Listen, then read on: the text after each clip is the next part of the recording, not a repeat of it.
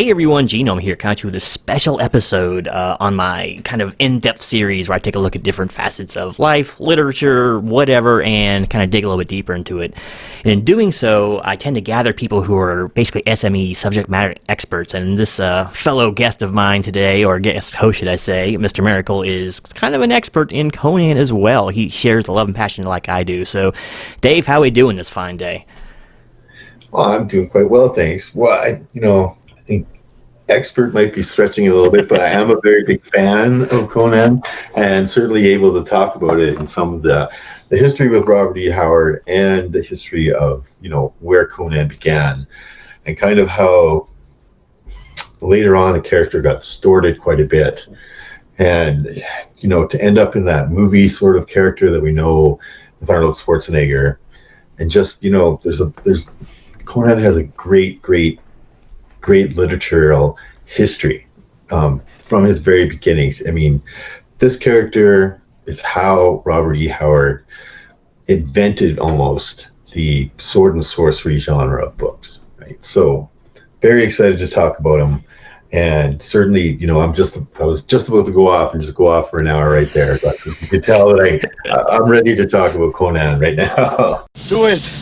Do it! I love to see passion about it, and I tell you, and the reason that I decided to do this show is we were talking offline one day after one of our Graders Note show or something, and I think we did a Conan book or two during the show, and it's just I realized, that yeah, exactly. Well, we technically done two. We got this one. This is a lot of people know Conan from either the movie or the comics, and one of the reasons, anyway, I was going to say is I actually wanted to get to this show is because Conan is one of the most misunderstood characters in fiction and in literature in general, because people have this preconceived notion of him as just this berserk barbarian without any rhyme or reason to his actions, no code, nothing like that, and it couldn't be further from the truth, especially how he's originally written. So we'll get into a little bit of that today as well.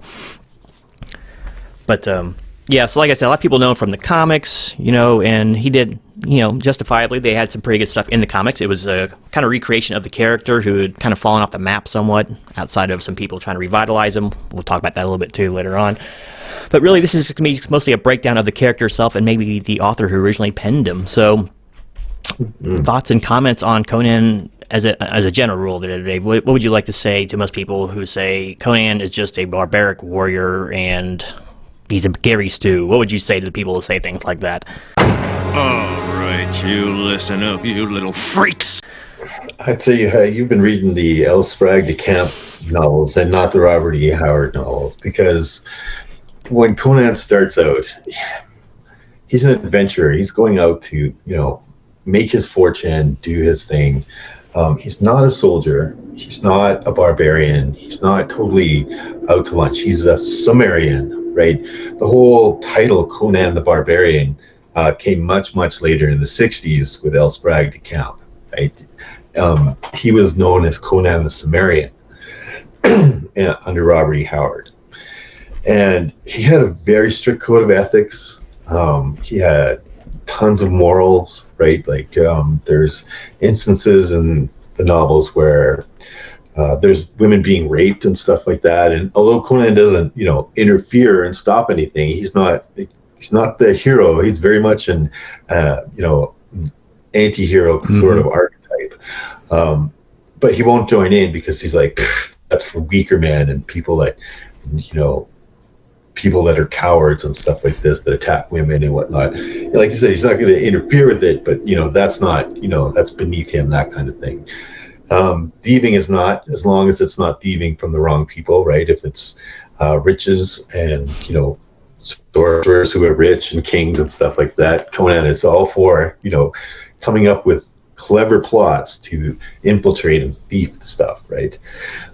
He's not in the book. I think a lot of people dismiss him as just a barbarian. Like a lot of the other characters dismiss him as just a barbarian, even though he's very much not. He's just from a very wild part of the country, right? Samaria. But he's very clever. He's always plotting. He's watching these people. He's like, these people are idiots all the time, right? Like you very rarely do you get a lot of like Conan's inner stuff from Robert E. Howard. He's very much outward kind of always talking, but you did at times get, basically thoughts of him going like, why are these people so stupid, right? Like, I don't understand their culture. I don't understand these rich people and why this seems so important to them, or why they would reveal this in like a braggart and stuff like this, right? But very smart, very plotting, not a barbarian, knew what he wanted and went after it with a plan all the time, right? He knew that, somehow he was going to get rich. He was going to become a king. At one point, he became a pirate for several novels or for several stories. Because he, saw that as a path to riches. So when you just think of him as this like barbarian guy that was let off a chain and let loose into the, into the fighting pits and stuff like this, like in the movie, you're like, no. Like, it really detracted, I think, from the character.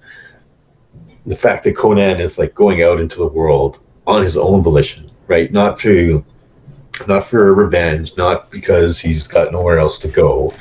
He's doing this to be an adventurer, right? Like with a very specific plan to explore the world and become rich, or even a king, as it were. Yeah, it's pretty interesting too. He goes over his backstory a few times. It's not, you don't get a whole lot about it, about Samaria, where he's from, but basically the people of Samaria don't drink, they don't party, they really don't wander too far of their lands unless they're like in a raiding team or defending their borders.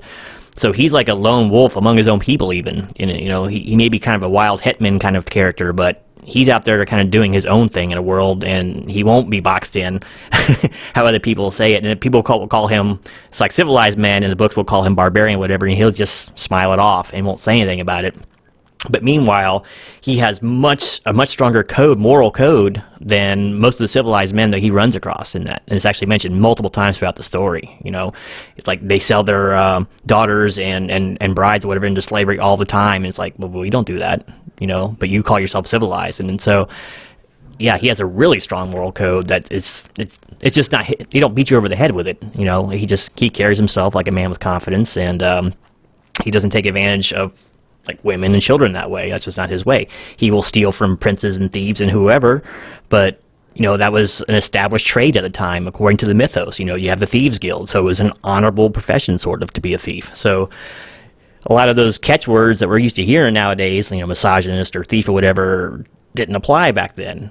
But he still had the whole story kind of Hyborian world is set in about 12,000 BC. Mm-hmm. Right, the land is sunk. Yeah, just after the Stone Age kind of set up, right?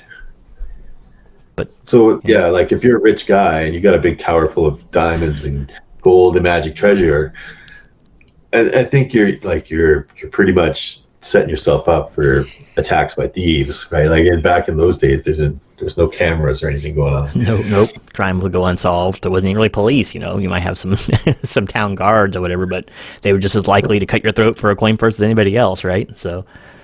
Oh, absolutely, right. And there's all those kinds of characters surrounding Conan in these books, but Conan's not a murderer. Like, he'll kill people, but he generally has a reason for it. Mm-hmm. Like, he's not just stab all the time, just murder you, right? And he won't just kill you because you lipped off to him or whatever like that. Like later on in the Elsbrag de Camp books, he did kind of turn into that barbarian, you lip me off and I'll kill you kind of guy, right? But earlier on, he was just like a regular guy. Unless you threatened him or threatened somebody that he was close with, he wouldn't kill you. Yeah. It was interesting, too, around the time of Robert Howard, things were changing in, like, say, the military. The military, pre-World War I, maybe even pre-Civil War, was a lot of mercenaries. There was a lot of professional soldiers that would go around looking for war, especially in Europe. That was a huge thing, So a lot of what Conan did in some of the books, both earlier and later, was kind of become a brigand, a mercenary for hire or sword for hire for a lot of different armies, which was a semi-regular practice about 200 years ago, so... Yeah, and a very good way of getting your character into a plot point. Soldier of fortune as well. Mercenary for hire. And there's several stories. Like even one of my favorite stories, Red Nails, right? Where I love that one. It's a great story. But he's hired by one side to help fight and kill the other side. And he's just like, oh, lots of gold involved in that. I'm down with it, right? And to Conan, that's not murder. These are soldiers fighting other soldiers, right? So if you're a soldier fighting, you know the deal, right? And so Conan's going to kill you if he can. But it's not, in his mind, it's not murder. That's just battle. He says it himself many times in stories. War is his trade, so it's like it's no different than like a boxer going out there. Just it's a little more final. Yeah, Red Nails is a great story too. By the way, it's about a self-contained city, like that people never leave. It's a very very cool story. But but comic book. See, I didn't know they did a comic version of that. Yeah, this was like a 1982 one shot that came out. Something that Thomas and Barry Windsor Smith, I think, they didn't get a chance to publish it into the regular series, so they published a little one shot there. But yeah, great story. The was Olmec in that story, in that version of it too, Prince Olmec, and I wonder. I don't know if I read the comic actually. It's maybe one of those ones that I've just filed away a long time ago. The only reason I ask is because, and I want to get back to some more Conan here in a second, but this has to do with him. A lot of times, Conan was pitted against a foe of either the same stature or bigger stature in his stories. Olmec was one of them. But usually he came out above things. That's Tolkien. Oh, okay, that's the sorcerer. Prince Olmec should be just a regular human, but huge. He was kind of the leader of the group. Actually, technically, the witch was, but anyway, he would come up against adversaries either of his stature, which was supposedly gigantic, and or larger, and he would still come out on top because a lot of these people that he would come against, and he even say it, it's like, you were a civilized man. You, your thews were not hardened in the wilds and the hinterlands like mine were. So that always gave him the edge. His particular endurance, I think it was referred to in the stories a few times. But. So yeah, and Red Nails was like one of Robert E. Howard's. I think this was his last story from Conan. I'm remembering my Robert E. Howard's history right. So I'll give you a little biography of Howard. In no way like encompasses his whole biography, but we'll just he published his first story 1924 in Weird Tales. And that was just a story called Spear and Fang. Had nothing to do with any of his characters. He later went on to write like Solomon Kane books and Kull, who is Kull is like another sort of Sumerian kind of guy, but well, you might know who Kull is, but a king, right? And so that had like elements of sword and sorcery in it, but he really didn't like full on go with it yet. And then Solomon Kane, who was more of an adventurer, but Solomon Kane adventures in the Hyborian world just 14,000 years later, or not 14, well, 13 and a half or whatever, when he was around, right? Like, it's in the same world as Conan, but he's just adventuring in what was Howard's time, right, the 1930s. And then, so all of these elements start coming together, and then he publishes his first Conan story in 1932, I believe. And lucky for us, he was a prolific writer. No, he couldn't be it was 1932. He was a very prolific writer, and he wrote several stories, I think 20 different Conan stories, trying to, like, it was the Depression, he was trying to get money, he was trying to do all this stuff. Some of the stories not so good because Weird Tales got involved and said, oh, you have to have these elements. You have to have a damsel in distress. You have to have a monster that they fight. You have to have this and this and this. You have to have a half-naked girl in it at some point. And Howard really liked to play with the half-naked girl thing because stories that got the cover got paid more, right? And Weird Tales got into this big thing where they wanted to have like half-naked women on all of their covers, right? So if you wrote a half-naked girl into your story, it was a much more better chance of you getting onto the cover of the book, right? So some of the stories and what they call the middle years, not so good, right? Like they were really written pulpy, just pushed out the typewriter in order to be a money grab, right? Fit inside these little boxes that they want in their story, pump it out. Luckily, he kind of came out of that and he wrote some better stories towards the end, and which wound up doing his last story, which is Red Nails. Very good story, very well written.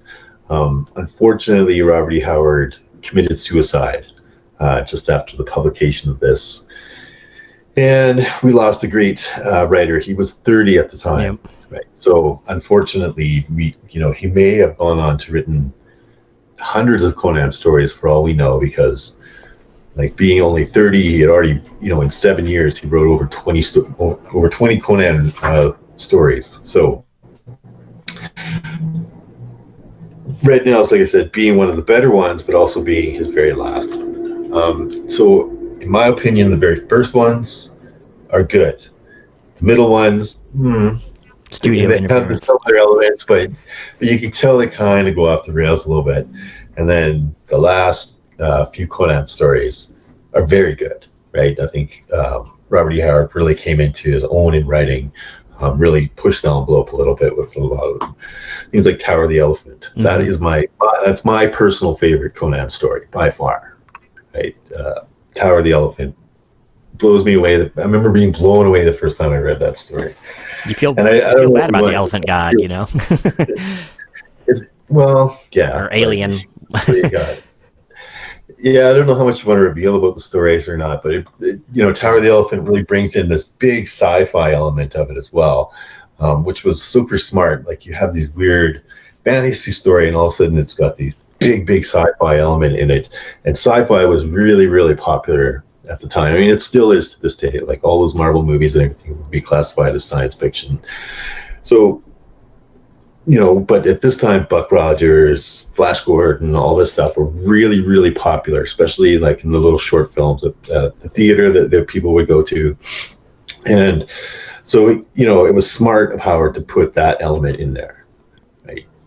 Some sort of alien that happens. Anyway, it's surprising, and I think it's really well written in how Conan reacts to all of this, right? Like you're an ancient person being dealt these sci-fi sort of elements in your story. And I think Robert E. Howard did a fantastic job of how Conan would react to all of this. Yeah, Robert had an interesting way, too, of writing characters, because he had an interesting view on, like, manhood and all that, too. He was a boxer. He liked physical things, too, so a lot of that kind of, I think, works its way into these stories very well, almost from experience, And he wrote boxing stories, and he wrote, very athletic stories, which were popular kind of things at the time as well.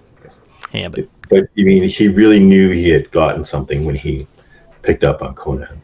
And, unfortunately, I mean, he was selling stories at the time, but I don't think he would have ever realized how big his character would have gotten. And it's just a testament to how well he's written, how well he's endured. The character itself has endured so long. And he's become part of the worldwide mythos at this point. Everyone knows who Conan is.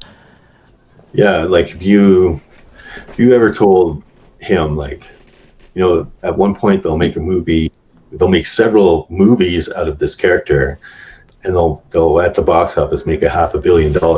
You'd be like, whatever, right? Like, you're crazy.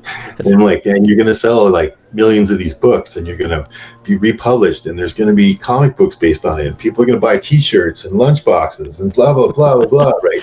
These guys would never be like, you're out to lunch. I'm going to write a story about the crazy person that Conan kills for being alive, right? Like, it's tough. I'm sure when Joel Shuster wrote the Superman story way back when, he had no idea what was going to happen with that character, right? And you can't foresee like something that's going to get so ingrained into pop culture and North American history in a way, yeah. Literature history anyway. It's our mythos, really, if you get down to it, because we don't pass as many things down as other cultures do. No, so it really is. It's almost like 20th century mythos, and it is completely ingrained in public consciousness now. And like I said, it's just a testament to the character itself and the ability of Robert to craft a good one.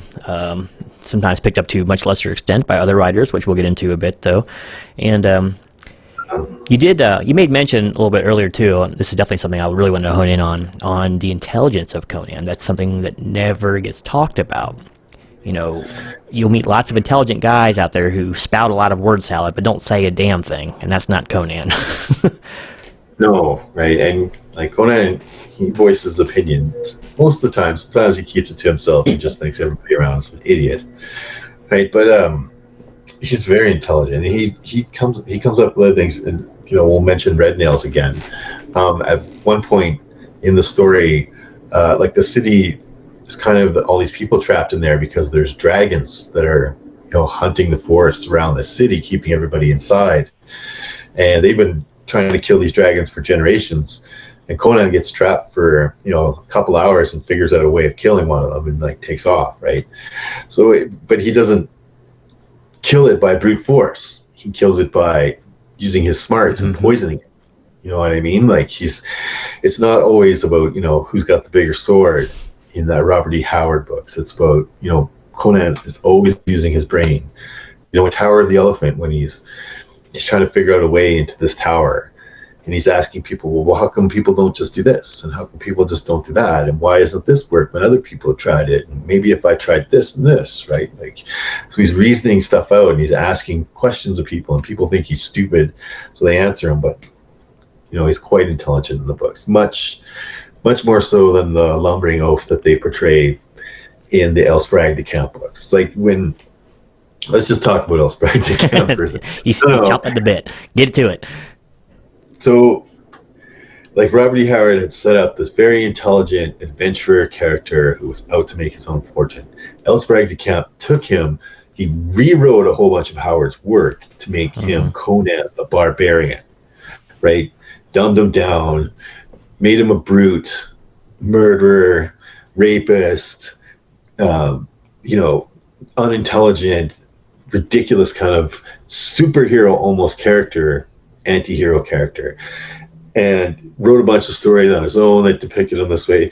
Like when you're reading the Robert E. Howard novels, like when Conan's going to get ready for battle, he's putting on chainmail, he's putting on plate mail sometimes, he's getting a shield, he's getting a sword.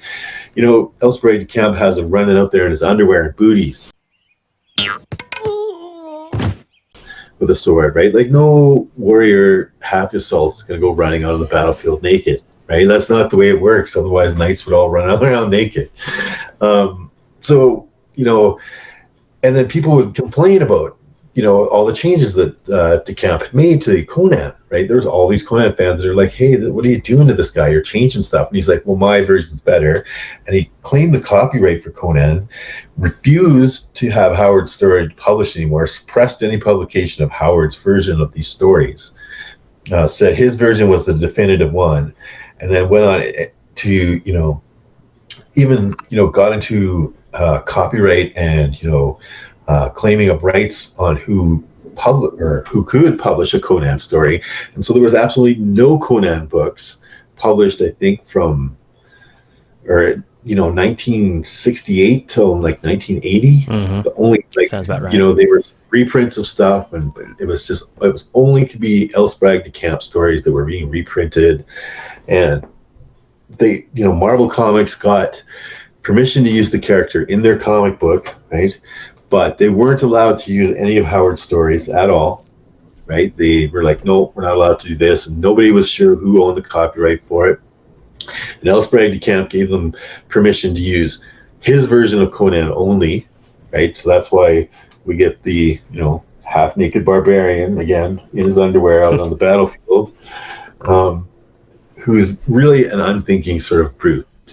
And it wasn't until, Roy Thomas finally negotiated to get some of the Howard stories. In issue number 4, he was able to start publishing some of the classics with Tower of the Elephant here in number 4, right? So if you're a comic book collector and you're interested in that, for me personally, when I started collecting comics again, Conan was the first run I was like, I'm going to build a Conan run right away, right? So I just started buying it. I've always been a fan. But Elsbrag de Camp, and then not only did Elsbrag de Camp do all that like BS stuff about suppressing Howard's stuff, he started publishing unauthorized biography that's about Howard, calling him a coward, calling him crazy, calling him, that he was out to lunch, and then he would like hide in his house with a gun with all the lights off and stuff. Like, absolutely untrue. Robert E. Howard's a very well-liked person. He was polite, calm, demure by nature, but funny. He had a lot of friends when he was growing up. Depression, like you said, he did end up committing suicide, but it was the depression. He had depression. His mother had just died. He was in serious debt. Weird Tales was ripping him off for all this stuff, and so he ended up committing suicide. And L. Sprague de Camp used that against him to besmirch his name and call him a crazy person, and really, just to suppress more of Howard's good work, because people would read the Howard's version and they would read L. Sprague de Camp's version or L. Sprague de Camp's stories and realize that he is not half the writer that Robert E. Howard is. The truth hurts, doesn't it? He doesn't have the ability to tell a good story like Robert E. Howard. To paint an entire scene inside of a Conan book with just a few sentences and just maybe a couple paragraphs. That was Howard's gift, how to just really set a tone, set an image, and then tell a story. L. Sprague de Camp, he forces you along. He uses as many tropes as he could possibly trope it out. He rips off a lot of other people, and good parts of his story are generally ripped off from other people. He was a terrible person that spent a lot of his time, bad-mouthing other people rather than trying to do his own good work. And he ruined Conan. He's the reason that the movie depicted Arnold Schwarzenegger running around in a fur bikini. He's the reason the comic books are the way that, he looks. He's the reason Frank Frazetta had to paint Conan the way he had to paint him, because L. Sprague de Camp wouldn't let him, paint him in any other way. Sad man who totally ruined a good writer's reputation for his own gains. That's tough but fair. Right. He got paid for all of that stuff once he took control of the copyright of Conan. But luckily he's dead. He dies. And the copyright went back out there to other people, and there's all kinds of different things that are going on. We've seen modern movies out, like not just the 1982 and 1984 versions of Conan the Barbarian and Conan the Destroyer. There was the Jason Momoa Conan, which I didn't think was too bad. I thought it was pretty good, sort of a reboot on it. And then upcoming, we're going to have an HBO Max streaming show. I think there's 10 episodes or something. That was going to be. I know they were talking about doing a recreated TV show. I don't know if it was on Netflix or whatever a little while ago, and they scrapped it. I knew that wasn't going to take off because the very first story they picked was like the Frost Giant's daughter or whatever, and that's not going to work in today's climate. It's just not going to work. It's a tough character to catch because you have to keep his essence like basically true to the books, or it just doesn't work with him. Yeah, and we'll see. Like, hopefully they're not like it's a tough call now, right? Because this guy is so ingrained in our mythos, in our brains now, what Conan's supposed to be like, right? It's been that way for 40 years, 50 years, 60 years since L. Sprague de Camp got a hold of him. And Howard only had him for 7 years. Mm-hmm. Right? So it's tough to like get people to see it the other way, right? Without it seeming weird to them. Like, if you put a show on HBO Max, people expect to see, that Arnold Schwarzenegger version of Conan out there swinging a sword, not smart guy. Right? And it's also kind of funny too because along with intelligence, he's often in fiction depicted as just a loner character, and that's almost never the case in his books. A lot of times he starts out alone, but he always joins a group, and he always machinates his way to the top of that group. So he's a leader of men naturally. It's just that sometimes either his men are wiped out or they betray him or something, and he has to go off to the next group. But he's not a loner completely by nature. He just happens to be that way quite a bit in some of the between times. Yeah, and like Conan's no fool, right? He knows, okay, this is a dangerous situation. This guy could be use, right? Could save my bacon here at some point. So yeah, I'm partnering up with him. Like, he's not a barbarian where he's just not going to do that kind of thing and just try and take on everything. It's like in the stories, like a lot of times people will call him barbarian or civilization. Sometimes he'll even say it in like the later stuff, of course. But the only thing that really makes him a barbarian in most people's eyes, if people read it, is just like his table manners or something. Because he'll just grab a joint of meat and start eating it, and Feels like an Arby's night. gulp down wine and not care, and put his feet up on the divan, whether it's in front of a king or a bartender. He doesn't care about those little graces. But other than that, I don't know. He's intelligent. He's got, like I said, he has a moral compass. He has a great drive and determination to enrich himself and to raise his station in life. So those aren't barbaric traits for the most part, you know? No, I mean, that's everything we're all doing, right? I mean, just like some little cultural, things that go on or whatever, but like grabbing meat with your hand, that's just the way he was, his people did it. Mm-hmm. Let's make him a barbarian. But they always wanted to, like, I think again, like Elsbrag de Camp wanted to like reduce him down all the time. Mm-hmm. I don't know, make him more Slavandry and out for his own and a murderer and all kinds of stuff, right? But yeah, he very much like, I don't know, he doesn't come across like a barbarian very much in those beginning stories, right? He comes across to me more like an adventurer. Mm-hmm. Yeah, he's got some rough mannerisms because of where he's from, Samaria, but right, there's other characters in there that come from different places, Stygia and Ophir and Koth and all those places, right, and they all seem to have these sort of different traits to all their different sort of mannerisms, culturalisms, right? I think in a lot of ways Howard was kind of making a statement about society when he would put all these different cultures, like, because America was the great melting pot, and there was more and more people always showing up into America. Yeah, right. If you came from Italy or you came from Ireland or you came from wherever you came from, you're going to have these little cultural idiosyncrasies that you just grew up doing, right? Yeah, but so yeah, he was and he worked behind the scenes, and sometimes he would serve others until his opportunity came up. We brought that up too, like the crucifixion story when he finally got the cross. He bided his time for like 9 months, and then he finally took the tribe over. Eventually, and he probably wouldn't have done it if the leader, the chief of the tribe, who winds up in another story later on, had actually kept his promise. He might not have taken over that tribe, but he saw his opportunity. He built up quietly the ranks behind him, got them supporting him, and then made his move. And he'd done that multiple stories throughout the series. And so these are not the acts of a mindless barbarian and a savage, No, calculating, right? And like, yeah, definitely if you wrong Conan, his morals in regards to you has changed, right? He's like, okay, I see how it is, right? Kind of deal. And, he'll, try and screw me over. Now I screw you over, right? Like that kind of attitude happened quite a few times in Nick Conan stories, but very calculating, very patient.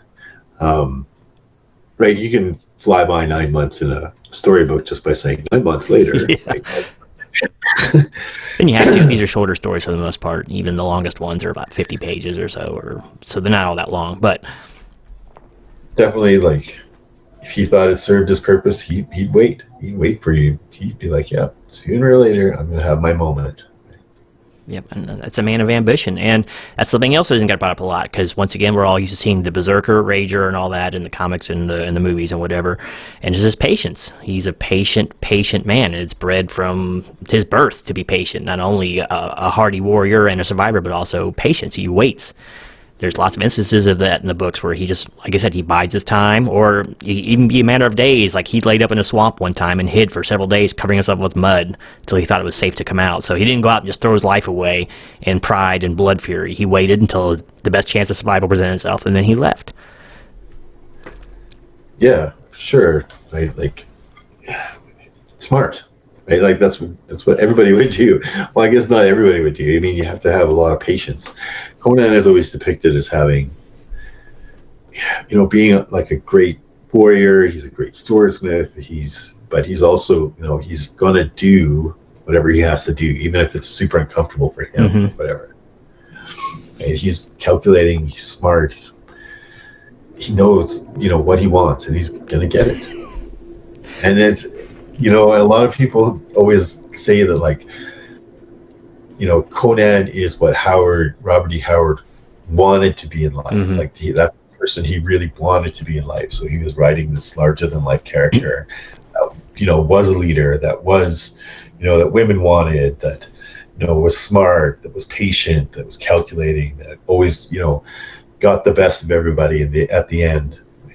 So, and people really thought, Howard, who was a diminutive guy, but, well liked and stuff, this is what he wanted, like, this is what he wishes he could be, and that's why he's writing Conan. And, perhaps maybe it was, right? Like, writers are always going to put a piece of themselves in whatever they're writing, right? It's just part of, what artists do. So, I mean, and let's face it, who among us hasn't one of them been strong and powerful and in charge of their own destiny, Sometimes you get tired of punching the clock every day and wish you could wander the earth as a vagabond and living by your own wits and sword arm, but sometimes you got to do that in your head, since those times are no longer with us. It's once again, there's just so much nuance to the character that most people just are not aware of, and it's also interesting to note his progression. You mentioned some of this too earlier on. He starts out as basically a vagabond and a thief, and then moves on to like soldierly activities, even though he was a war-hardened veteran before that even, but still he becomes kind of a mercenary character in the later stories. And then finally, Ravager or Reaver, he just goes on and on and on, and finally he starts taking over bigger and bigger military forces, then finally he takes over a kingdom.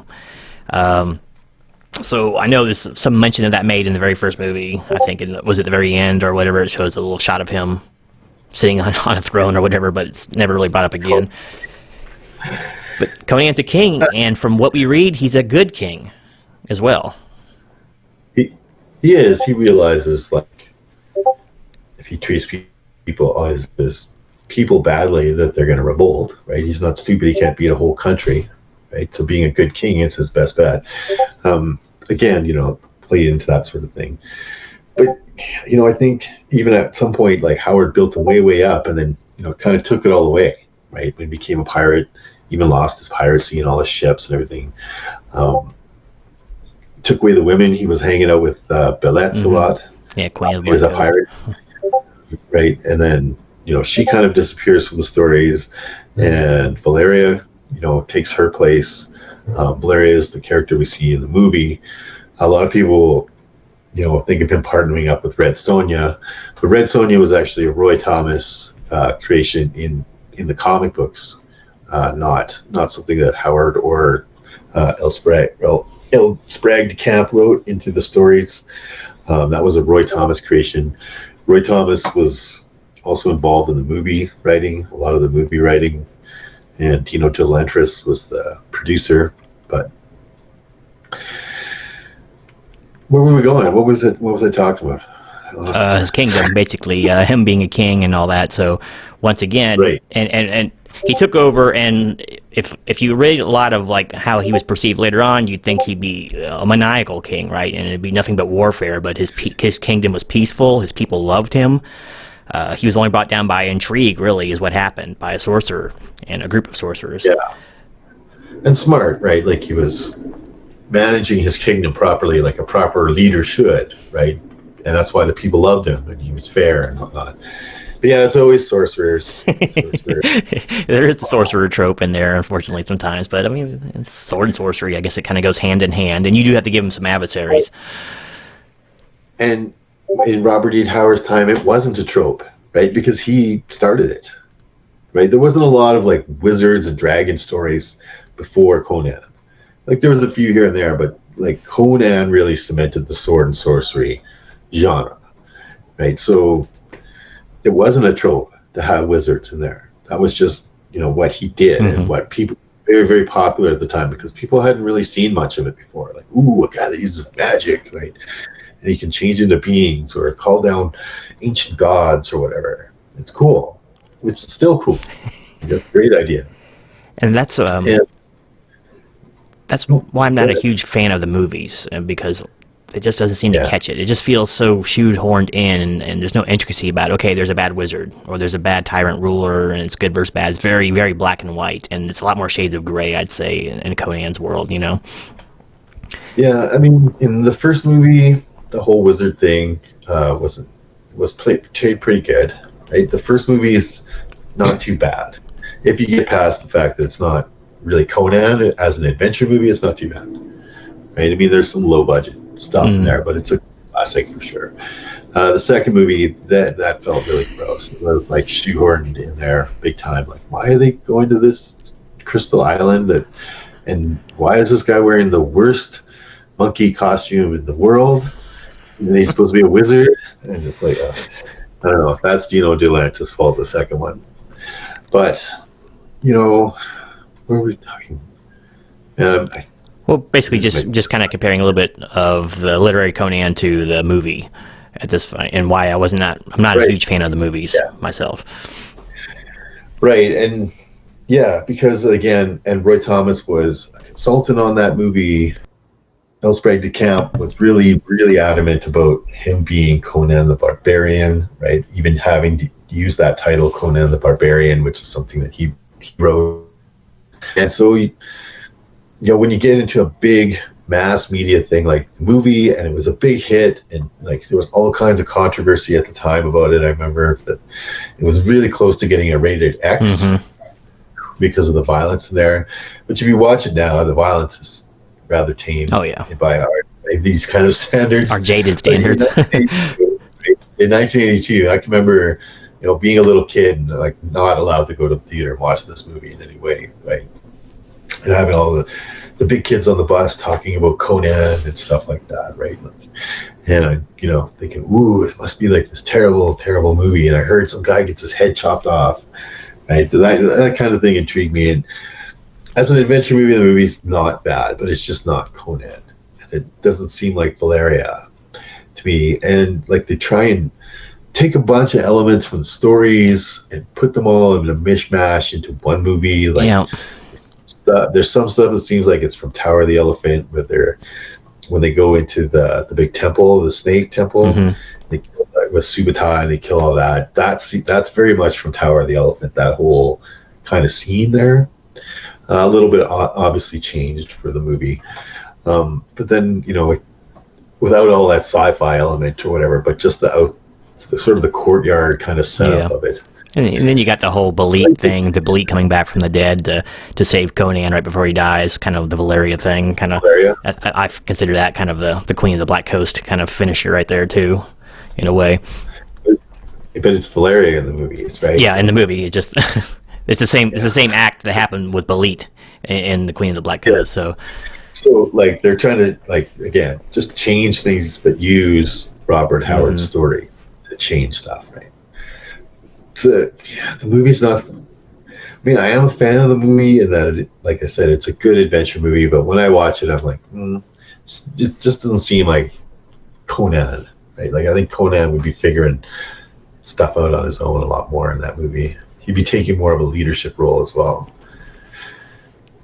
It just seems like he was just kind of rushing along for the ride, and he was out there for revenge. That was his big thing, rather than to be an adventurer. Yeah, you know what I mean? That didn't capture that. And I know in the 2010 remastering, remake, whatever you want to call it, with Jason Momoa, I think they tried to capture a little more of his adventure side. They still kept his main motivation being revenge, but he seemed a little more of a vagabond out there, just kind of, freeing people at one time and then getting drunk and getting brawly in another scene. So, yeah, I didn't like that movie. I thought it was worse than the 1982 movie, but it's the script. It wasn't Jason Momoa's fault. I did like his fighting style in that movie. It seemed a little more, I think, in keeping of what Conan would be like.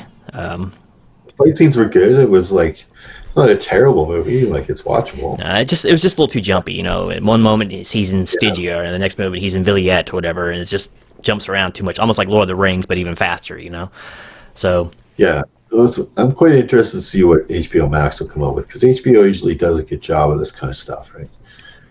So I mean, I know they're looking for something to replace Game of Thrones, that's for sure. In that whole sorcery. It could be a good property. They just got to treat it with a little bit of respect, or the fan base will just completely deny it. If they water it down to modern sensibilities, it's not going to make it. I'll just tell you right now. Yeah. But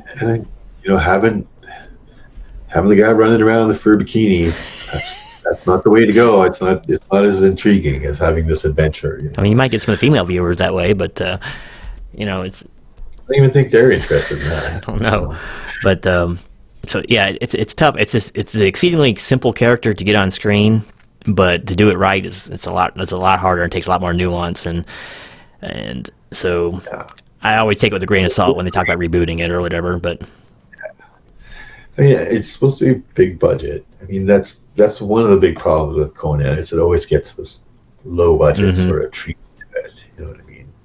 There's like even a unreleased movie that was filmed called Iron Shadows. And it was filmed in like 2014, 2015, but it had a $2 million budget. Well, and they didn't have the rights, so they got a cease and desist. They got smacked down, did they? Not allowed to release it, right? But it exists. It's a movie called Iron Shadows. Well, they'll have their chance here in another couple of years. So when it hits public domain, which I think is next year or within the next 2 years, somewhere around there. Yeah, but then they'll pull that Mickey Mouse thing on it, and then you also have to be like, all the El Spragg de Camp stuff won't be in the public domain, right? And anything that he's edited. So I don't know. It'll be a tough one. It's like when Mickey Mouse became 70 years old. Disney was like, whoa, and like got the law changed so that Mickey Mouse did not go into the public domain. It's amazing what a few $1 billion can do in the right hands. But yeah, so anything worth good money won't go into the public domain, right? And Conan won't. None of the Marvel stuff will be allowed in there. They'll suppress it. You think they can get it stopped? Oh yeah, they'll keep it. Oh, yeah. They got their ways. I mean, maybe you could put out. Maybe you could put out your $2 million Iron Shadows movie. I don't know what they'll do, but I wouldn't want to be the one taking on Disney and trying to push my point on that one. They could just wear you down in court, even if they're going to lose. They could just keep throwing injunction after injunction on you, and you have to try fighting it, and you'll go broke. They just have a bottomless wallet. If they don't want you to put that movie out, you won't. Well, we're not here to talk about dastardly distributors. We're talking about Conan, so we got a little sidetracked there. But that happens when we talk about a character we love. And like I said, it's real refreshing to find another person who kind of can get an understanding of the character, because so many people have the wrong idea of what Conan is and how he's originally written. And so hopefully a little bit of this comes through. You know, I had lucky for me, my dad was a science fiction reader, right? So I read the original Robert E. Howard stories when I was a kid first, before I ever got an El Spragg de Camp novel. And my dad didn't like the El Spragg de Camp novels, so he didn't have very many of them. But yeah, I got introduced to Conan early, and was always a fan. Right? Yeah, I'd actually seen the movies before I'd read the books. I grew up on Conan, Beastmaster, or all that kind of stuff. Call or Kroll, excuse me. They changed it a little bit, but so I actually discovered him probably in my teens is when I first discovered the books, and just completely enamored with them. Reread them I don't know how many times, and I still read them to this day. If I don't read them in paperback that I still have, I get on my e-reader here and have most of them right here. So it's just so nice to be able to get there and kind of take yourself back to a simpler time in storytelling, when you didn't have to have huge sweeping sagas at every story. It could be self-contained adventures, you didn't have to, it was very episodic the way he was written, and there was something of a progression of him, but it was very episodic in a way. Yeah, well, because of the way it was published, right? Being published in Weird Tales magazine, Howard knew that, he could continue his little saga, putting out a story every couple months or every month or whatever he was able to write out, and Weird Tales was buying and publishing them, right? So it could be episodic. He could take his time and think of what the next step should be and what the next step should be. Now, I will say I do hardly recommend the books in original facets, but I always will put a caveat on there for people with more modern sensibilities. Some of the writing is time specific, so you got to be prepared for that. So if you're the kind of person that takes umbrage with the written word, when it doesn't line up with how things are written now, just be warned, these books might not be for you. But for the most part, it's almost transparent. It's very little of that. There's no, like I said, Conan himself doesn't ravish women, and he doesn't denigrate people because of their race, color, or creed. No, just there's like some like depiction of people that are a little offside, right? Like everybody with dark skin is always portrayed as a savage and stuff like that. So it's kind of, at the time, that's just the way writers always wrote these guys, right? The white guys were the heroes, and who had any kind of color was, seen as some sort of savage, or if you were Oriental, you were, mystical and knowledgeable. Right? Like, and always dressed in silk robes with Chinese dragons on them and stuff. Right? So, I mean, there is some of that, but you have to remember that these stories were written 100 years ago, and it's just, the parlance of the time. The whole country, the whole world was a little bit friggin' racist, to be honest, right? Especially, white middle-aged men like Howard. Yeah, and you got to remember, too, and if you're right, for the time that Conan was written for, it was very segregated in all aspects. People were very nationalistic, and people were, very tribalistic, and that's just kind of how it probably would have been back then, But so just a quick warning to people with more modern sensibilities. That's the one thing you'd have to watch out for in these books, but... and they're violent, but not excessively so. What were you going to say there, Dave? I'm not trying to justify any of that. I'm just saying, just be prepared for that kind of thing. So just a warning if you haven't read them. But I really do heartily endorse them. I think they're great reads, and they're fast reads. You can sit there and have half an hour free, get a book, or another story or two done. And they're just a great way to while away the time and fire the imagination. So... we'll go ahead and get ready to close here. So if you were to tell someone who'd never read the books and only seen the movies and maybe read a couple of the comics about Conan, what would you say to get them to read the books? Read this, and I'd have the Tower of the Elephant, right? What you think? No, I tell them don't you want to read a story that you can relate to this character? He isn't just some crazed monster, and I think that's kind of where it boils down to, is that the Robert E. Howard character is more relatable to readers because he seems like a more real person than just this mindless barbarian. So take this book, give it a read, tell me what you think. Here's Phoenix of the Sword, here's Tower of the Elephant, here's Red Nails, whatever it is. Just take a read of this story. It will take you half an hour, 45 minutes, and then just tell me what you think. They'll ask for more. They'll want more. They will. And the other thing, too, is what's great about these stories is you can start at any part, any story first, and it doesn't matter.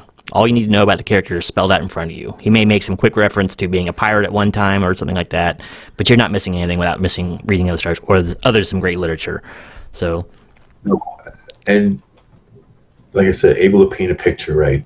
So within a couple paragraphs, even if you've never read a Conan story, and this is like the 7th one published or whatever, you're in there. You get who Conan is. You get this whole world right away without him having to just spill the whole beans again and again and again about Conan's origin story, right? Like, he's very good at setting a picture. And it's pretty cool. A lot of the books will have in the preface kind of a map that shows his land at the time. So Samaria's way up in here, if you can see it here. But so that's basically all the little countries and principalities they had back then. So even the books will kind of help hold your hand a little bit.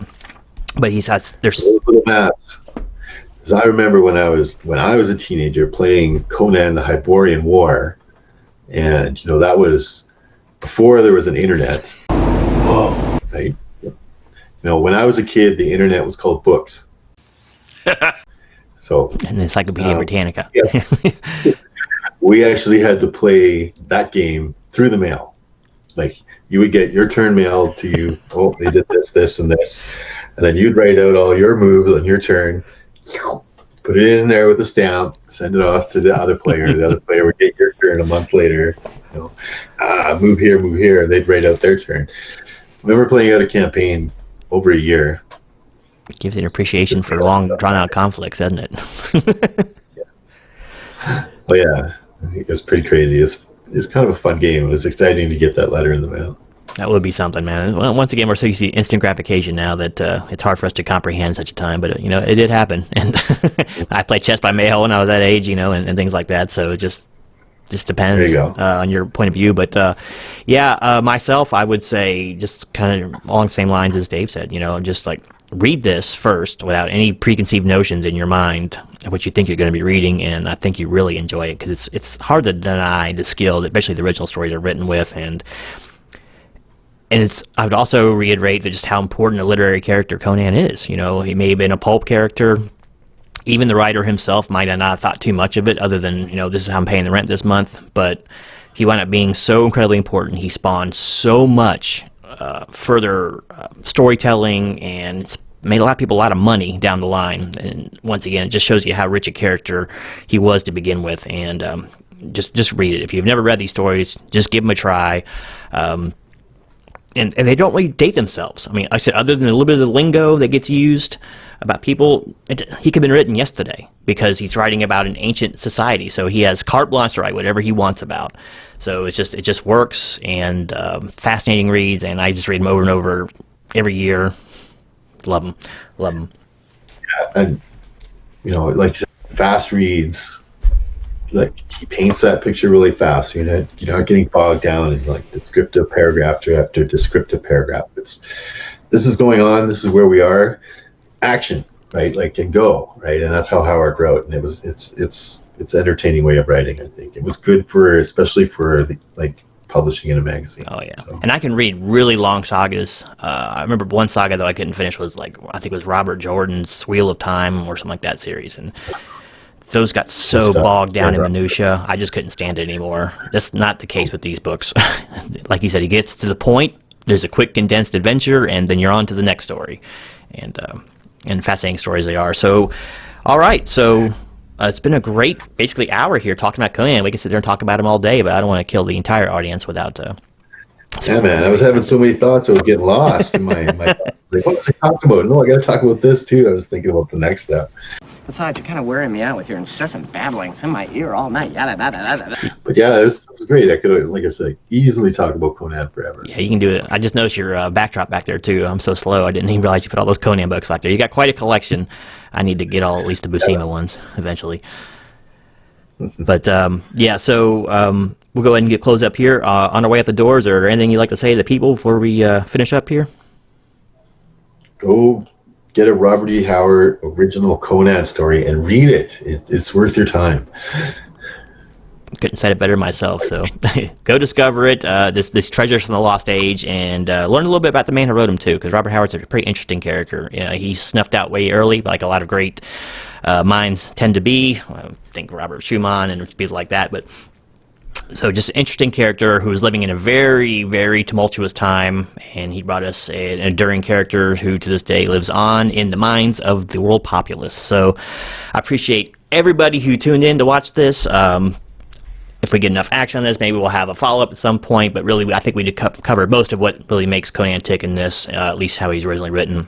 And it's just been a great little talk. So make sure, if for some reason you're not subbed to Mr. Miracle's channel, get over there and throw him a sub. I'll have a link down in the comments below or the description below, so make sure you get over there. And you too, get out there and grab your sword, your board, and tromp through the Hyperborean Age, and let us know how your adventures go.